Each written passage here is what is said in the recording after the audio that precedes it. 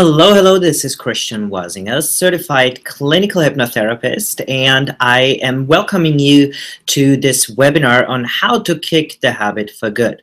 Now, before we get started with the nitty-gritty and with the really good stuff, I want to talk a little bit about why you should listen to me, and I would like to welcome you and thank you for being here today. We are, let's get started. So I have been a clinical hypnotherapist for the past 12 years, and over that period of time, I have specialized on smoking cessations. I've helped countless people quit smoking with hypnosis, and some of them only smoked a few cigarettes a day, maybe just 3-4 cigarettes, and others were, the majority I would say, was the average smoker, which is about a pack and a half a day. But I've worked with people who smoked all the way up to 3 packs a day, believe it or not. Of course, my first question was, how is it even possible? And I remember one particular instance. It was a truck driver just chain smoking through the night as he was driving to keep himself from falling asleep and staying awake through his, driving. So we will talk about a few different things today. Number one, we are talking about how you can make this happen and how you can quit smoking very, very easily and very effortlessly.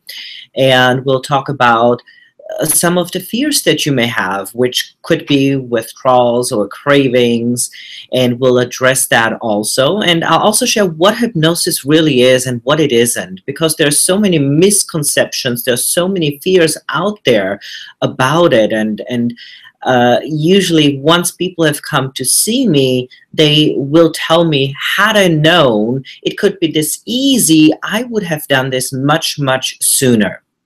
So let's make this easy on you, this process of finally kicking the habit and becoming a non-smoker. Some of the things that I'll share with you today may sound very controversial. You might think, wow, how can this be true? I've never heard this before. So I want you to hang in there with me. So let's get started. The very first thing I'm going to tell you, and that is probably the most controversial statement, is that smoking is not an addiction. I don't want you to buy into that idea or into that concept. And I'm very well aware that many will disagree with me, especially in the field of smoking cessation programs. Mostly those who want to sell you something, whether it would be a prescription drug, the gum, the patch, whatever it is. Those are mostly the people talking about the addiction. It's that big scary word, and you are addicted, and they try to hone that into you, that you believe that, and then of course there comes the solution, which is a prescription drug, a gum, a patch, whatever they're trying to sell you. Now let me explain to you my reasons why I say that smoking is not an addiction. Let's look at one of the main definitions of an addiction. An addiction is something that you will continuously need more of to get the same high. Or perhaps there is less and less time going by between your fixes. So if you think, for example, of a heroin addict. Now, there we are talking about an addiction. And that person will know when it's time to get that fix. That person will not be able to sleep through the night eventually and will need their fix. Now, if we look at smoking, on the other hand, you can sleep through the night without needing to get up and needing to have some cigarettes. You can be on a long flight and be just fine without having that cigarette. Yes, perhaps the last hour is a different story, and we'll talk about that a little bit later. For the most part, however, you'll be just fine as a non-smoker and not even smoking. Now, there may even have been times in your life where you got engrossed in some activity and you did something and you completely forgot to smoke. And it dawned on you a little bit later on, oh my God, I haven't smoked all morning and maybe noon is already here. And normally you would have smoked about 5 to 10 cigarettes in a time period. But because you did something else and your mind was engaged in some other activity, you completely forgot to smoke. Now, with an addiction, that would not be the case. It doesn't matter how engrossed a heroin addict is in an activity, their body will let them know it is time for that fix. So because you have gone through longer periods of times without smoking, without having any problems, is one of the reasons why it's not an addiction, because you can sleep through the night without needing to smoke. I'm saying it is not an addiction. And last but not least, the reason why I also say it is not an addiction, I have worked with hundreds of people that stopped smoking within 1 or 2 sessions like that. Now, you cannot tell me that a person can go from a pack or 2 packs or even 3 packs a day, a smoker, to nothing literally within 1 session. If it were an addiction, that would not be possible. But because it is not an addiction, it is possible. Smoking simply is a habit.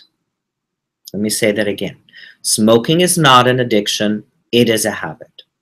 And it doesn't matter if you're smoking cigarettes, if you're smoking cigars, if you are smoking a pipe, or even chewing tobacco. It is not an addiction, it is a habit. And habits can be actually changed quite easily and very, very effortlessly. Now, here's another very controversial statement that I'm going to make is there is something positive to smoking. Now, you may be thinking, what do you mean? There's nothing positive coming from smoking. But reality is there is something that is positive around smoking. So let's look at that a little bit more in detail. So let's look at why do people actually smoke? And there are many different reasons. And in my 12 years of having worked with smokers, I always get the same few answers. They never really change. And people always think when they come to see me, they're going to tell me something I haven't heard yet. But I really have to admit, most smokers, or almost all the smokers I see, they're very, very much the same. So having worked with smokers for 12 years, I really know how to get them and help them smoke very, very quickly. So the first reason, and probably the most prevalent reason why people smoke, is to say, well, it relaxes them. I hear that all the time. And here's what I would like to say to that. Well, that's baloney. Yes, they relax when they smoke, but smoking has absolutely nothing to do with why they relax. So let's look at that for a moment. When you feel stressed or anxious or whatever the feeling might be and you want that cigarette, you're feeling stressed. So the very first thing that happens when you feel that feeling of stress or being anxious or whatever it might be, your breathing pattern changes and your breathing becomes faster. It is higher up in your chest, and your heart rate increases, your pulse rate increases, and that causes you to feel certain feelings of discomfort.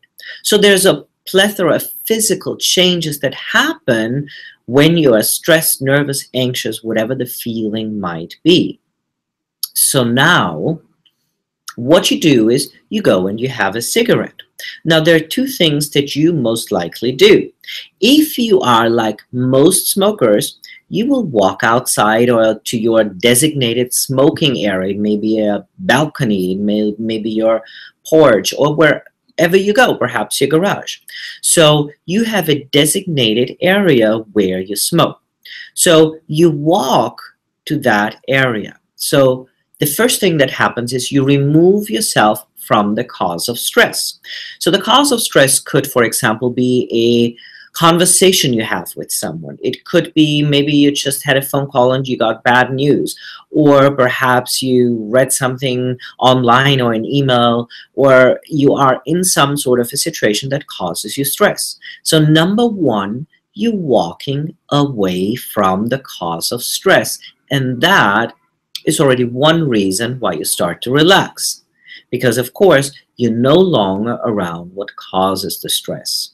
But then also, once you light up and once you start to smoke, there's another important thing that you do, which is you slow down your breathing. So when you're nervous, anxious, stressed, your breathing is high in your chest and you're breathing fast and very shallow. But then when you light up a cigarette,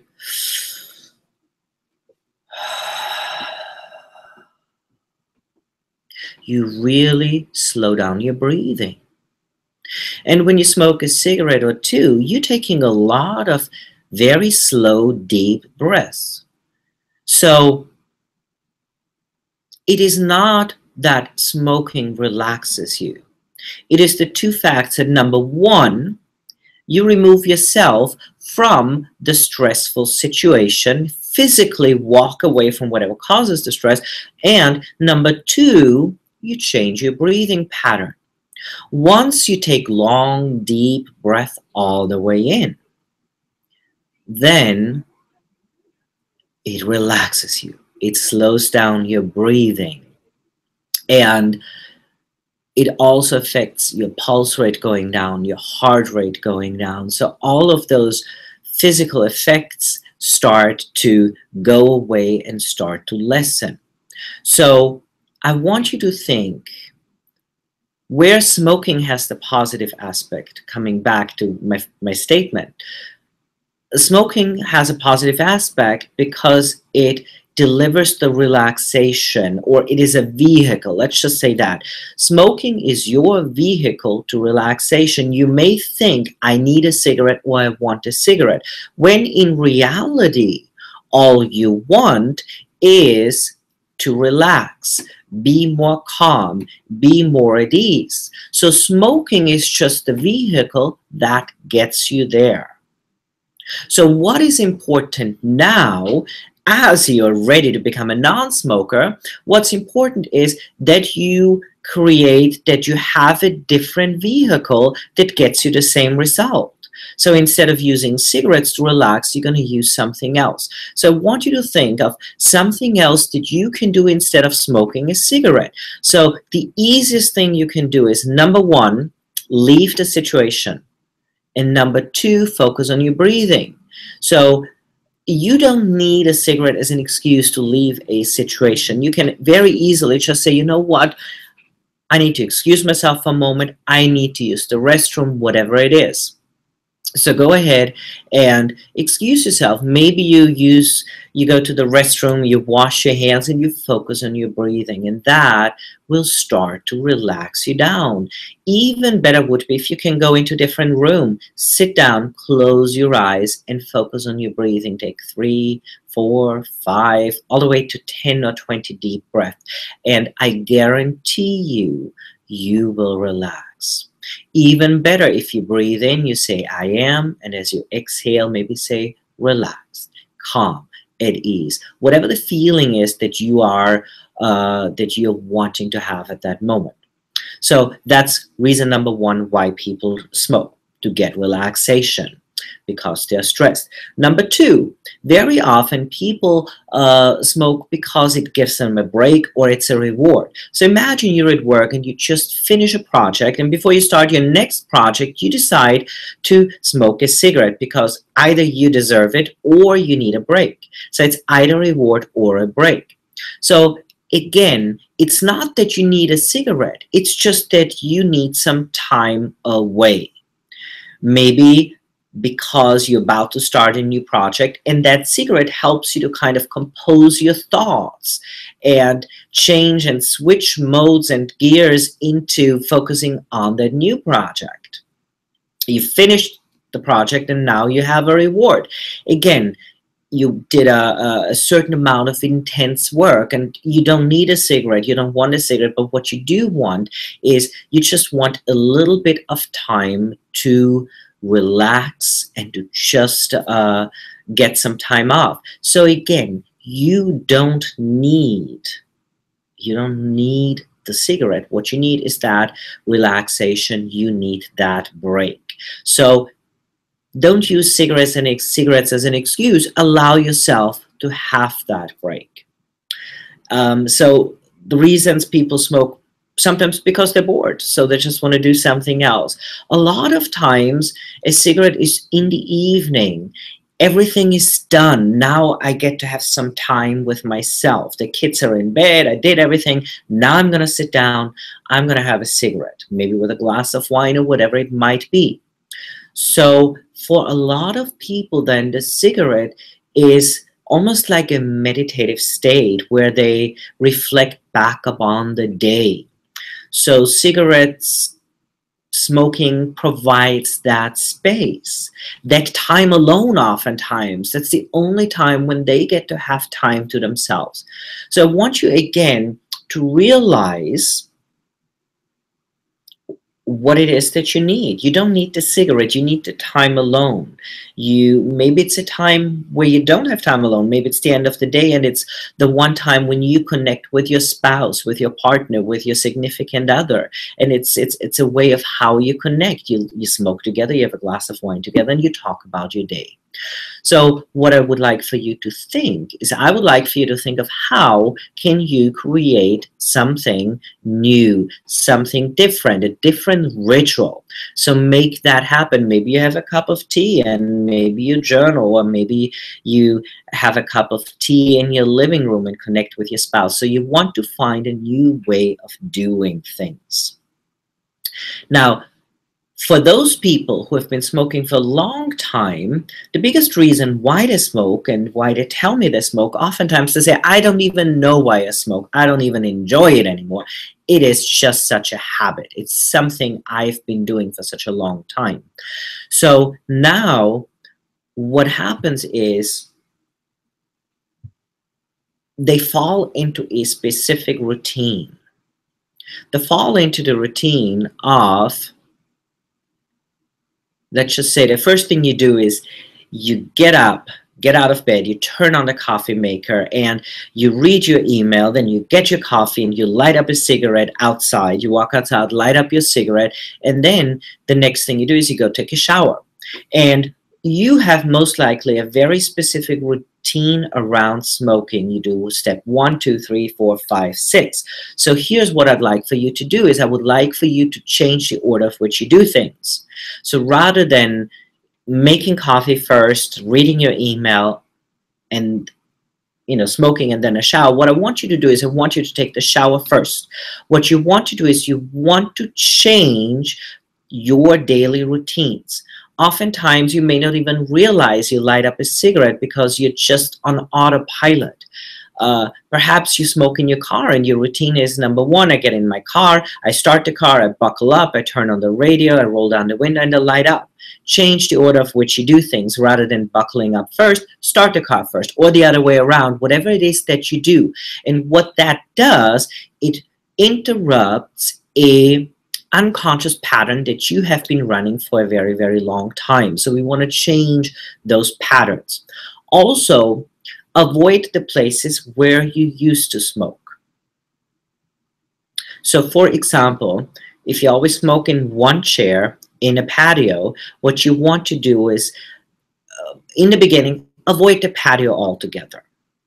Or sit in a different chair. Most likely, you always sit in the same chair or you always stand in the same spot. So what happens is your brain makes a neurological connection between that spot and the activity of smoking. So they're now neurologically linked together. So every time you sit in the chair, that means that's where you smoke. So you pick up a cigarette, you light up a cigarette, even sometimes when you're not even, wanting one. You just do it because it has been anchored in your nervous system and in your neurology, and that's what you do there.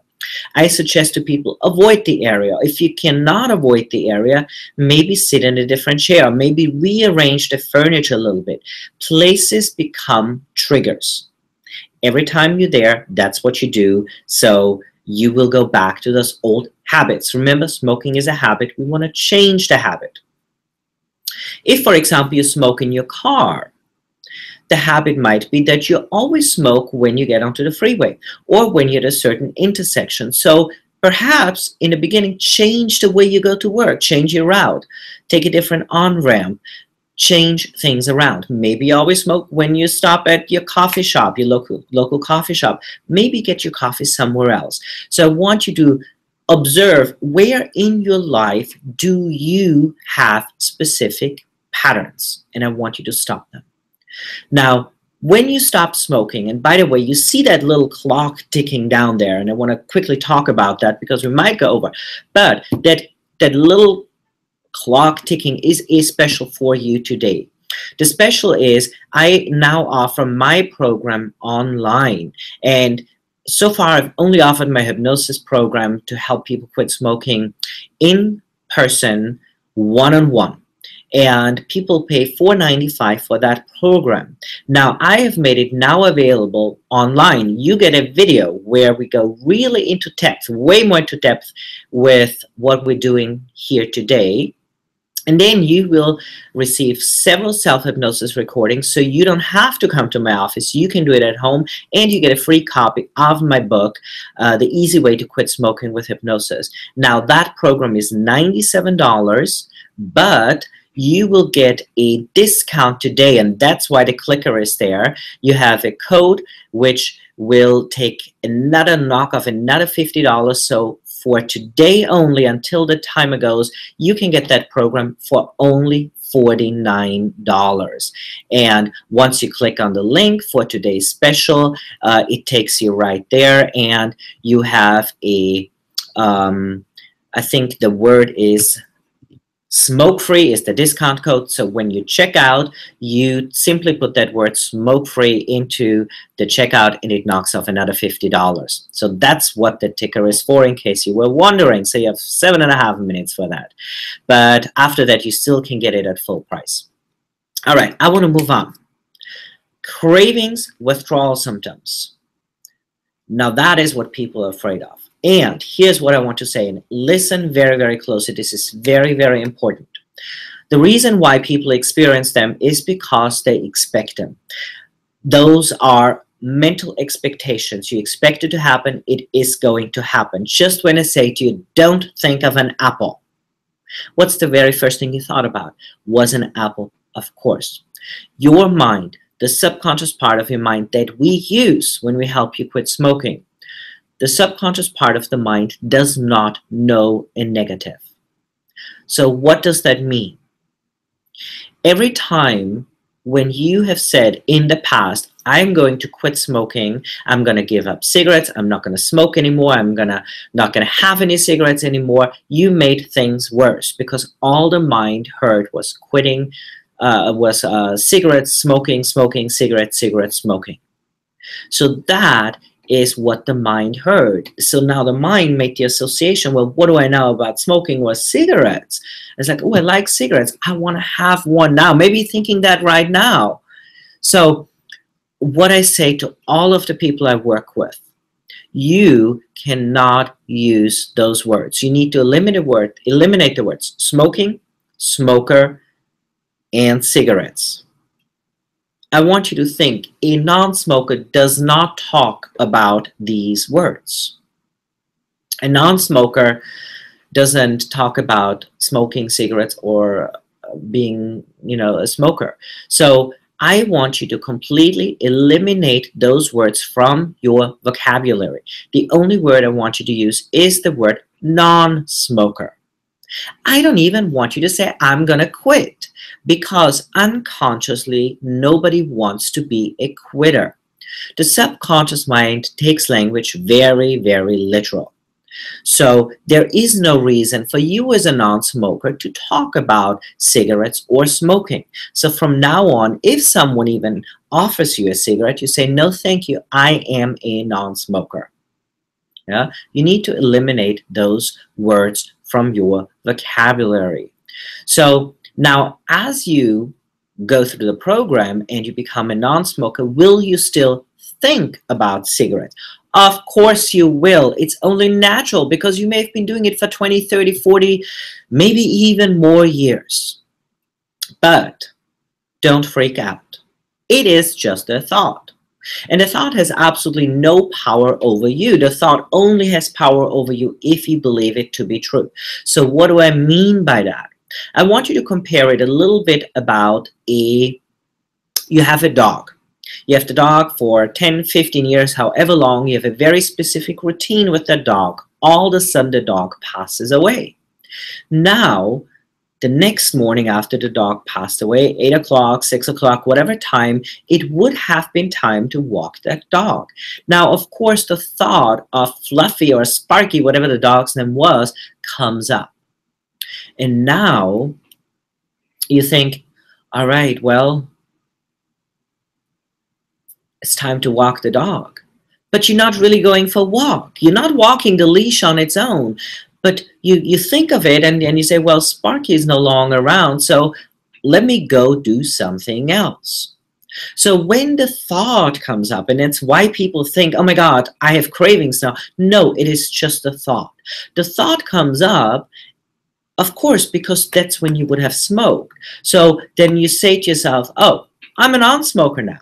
I don't do that anymore. And then you go and you do something else. So that is really, really a key point. Now, our clock is going down. So if you want to take advantage of that $50, knocking $50 off the program instead of paying $97, only paying $49. So head on over. I'm going to keep talking and I will email you the replay if you want to hear it again. Plus everything that you need to know will also be in the video. So I'm going to continue. So let's talk about the big pink elephant in the room, which is hypnosis, because so many people are afraid of it. Hypnosis is a normal, natural state that you experience all the time. It is nothing scary. No one has control over you. You're always in control. Now think about it. If I could control people with hypnosis, I would rule the world, would have world peace and equality and no starving children. Nobody can make you do anything that you don't want to do. So that is why it's so important that you have to want to stop smoking. Otherwise, nothing is going to work. No patch, no gum, nothing is working unless you want to stop smoking. So that's really important. What hypnosis really is when your mind accepts a suggestion that is not real as real. So the perfect example would be when you watch a movie and it's a sad movie and you start to cry. Well, consciously, you know you don't have to cry because that is not real. Well, at that moment, that movie bypasses the critical thinking of your conscious mind, goes into the subconscious mind, and the subconscious mind accepts it as if it were real and responds in that way, and you start to cry. You know you don't have to cry because it's not real. So that is actually a hypnotic state when you cry, when you see that movie. Now countdown, we are down to 1 minute if you want to take advantage of the offer. So just saying. So we call now, when you cry at a movie, we call that everyday hypnosis. And you experience that other times too. Some people just call it, oh, I was zoning out and I was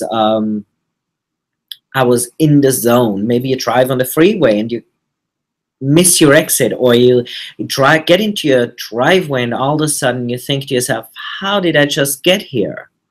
So you just zoned out, and we call that everyday hypnosis. So again, hypnosis just means that your mind goes into perhaps a relaxed state, like when people have a runner's high.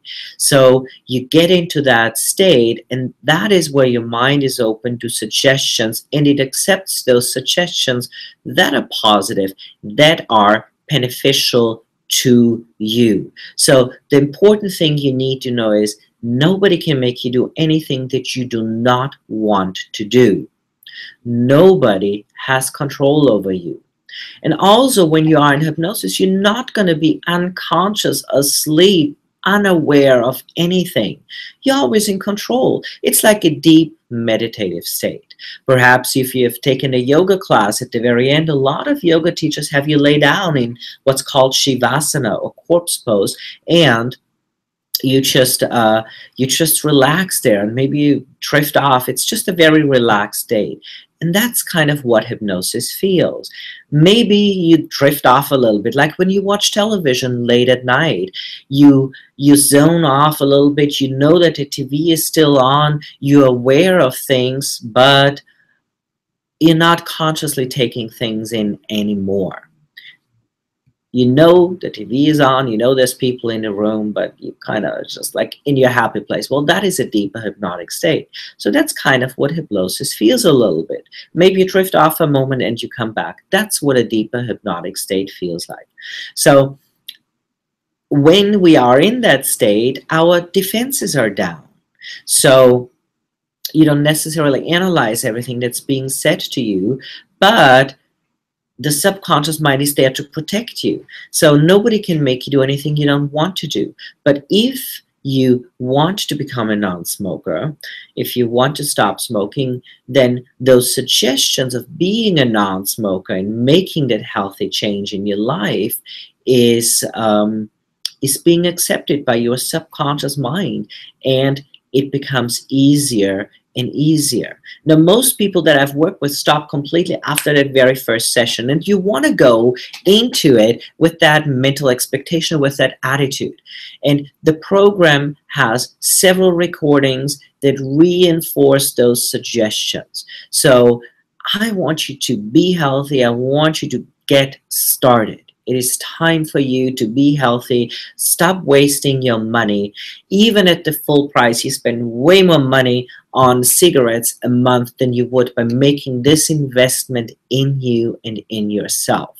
You know, whether you have a smoker's cough, whether you have a numbness or tingling sensation already in your feet or in your toes, or really bad smoker's cough, or you get winded easily, all of those symptoms will improve as you now stop smoking easily and effortlessly. So I hope this was informative for you. Let me quickly see if there were any comments that were left in the comment section so I can address them. So you can quickly type something in there if there's something you want to know. I don't see anything right now. It means I must have been very thorough with my explanations. So do yourself the favor. Don't go out there and just, get some free download. People always ask me about those. And I'm not saying that there are not good ones out there. But what I'm saying is there's a lot of education that needs to happen before you listen to your first hypnosis recording. And that's what I'm going to give you with that program. You watch a 40-minute video before you even get to listen to your recording. And trust me, I know that is necessary because I've been doing this for a very, very long time. And I know this works. You're getting exactly what the people pay, $495 in my office. You get it now for only $97. Make that investment in yourself. You are worth it. Do yourself a favor. Be healthy. Be well. Hopefully you've gotten some really, really great things out of this webinar. So change your patterns. Remember, it's not that you want cigarettes, you want relaxation. Change your routine, change your habits. Pay attention to your language. Eliminate those words, smoking, smoker, and cigarettes from your vocabulary.